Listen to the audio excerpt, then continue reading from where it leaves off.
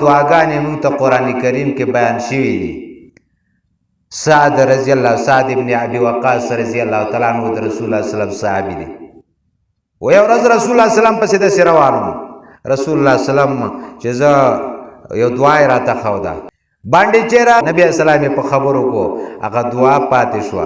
چې پاتې شو زه د نبی رسول الله پسې روانو ما باندې چې لاړ نبی اسلام ان قریب کور ته روانو ما په زور زور د خپې کې خو دې په زور زور نبی اسلام زما د خپو د आवाज چې واورید وی ابو اسحاق وی سوکی ابو اسحاقی ما وی او یا رسول الله صلی الله علیه وسلم تاسو موږ ته دعا خو دا باندې چې راغی تاسو مشغوله کړئ ا دعا زموږ نه پاتې شو هغه تاسو به ونوي موږ ته رسول الله صلی الله علیه وسلم ورته وی هغه خو د ظنون دعا ده کړه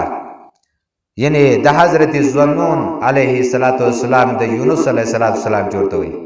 د مې په خېټه کې دنده پروت دریاب کې دنده پروت د دریاب په چپو کې په ظلماتو کې دنده پروت هغه یو دعا کړوا او دعا سوره انبیاء کې الله ولسم سپاره کې بیان کړدا لا اله الا انت سبحانك اني كنت من الظالمين. ورونو دا دعا وای رسول الله صلی الله علیه وسلم سعد ابن ابي وقاص رضی الله تعالی عنہ ته وی ساده دا دعا چې ته کله وای کله مو وای او د کوم حاجت استا او داغه په باره کې تا وی الله قران کریم کې دغه ځکه فرمایي چې زه دا دعا ضرور قبلو او د کوم حاجت د پاره چې تا وی ورونو دا دعا دی لا اله الا انت سبحانك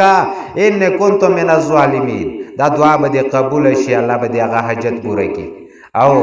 رسول الله صلی الله علیه وسلم فرمای یو سړی بیمار دی او صلیح کرتی دا دعا وی لا اله الا انت سبحانك اني كنت من الظالمين نو کده خشو نبی علیہ الصلوۃ والسلام وی نو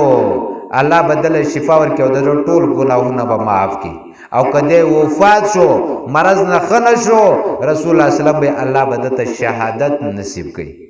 ورونو دا دعا به ان شاء الله خپل کو کرا سم راستا سو کوشش ورونو زمونږ دا یعنی وظیفه د مسلمانانو ته ورسوي چې دی ان خبرو نقلار شي دغه قران کریم دا وظایف خپل کی الله دې د صحیح وظایف توفیق موږ تاسو ته نصیب کړي.